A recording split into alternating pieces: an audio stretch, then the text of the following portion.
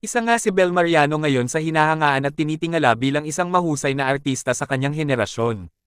Hindi naman talaga natin maitatanggi ang sipag at determinasyon ni Bel para maabot ang kung nasaan man siya ngayon.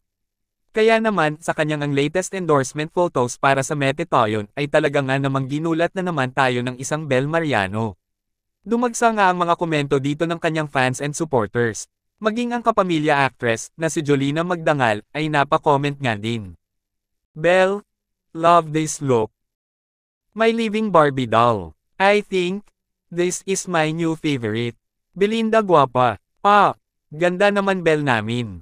Ang ganda mo Bel. Bel ang ganda. It's giving Princess Bel. She looks like a painting.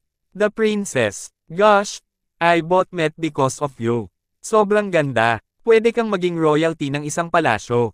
Bukod nga sa napakahusay ni Bel pagdating sa pagiging aktres niya, na pinatunayan niya muli sa successful hit series nila na Can't Buy Me Love, kasama ang kanyang love team na si Donnie Pangilinan o ang Don Bel, ay madami nga din ang nahuhumaling sa beauty ni Bel.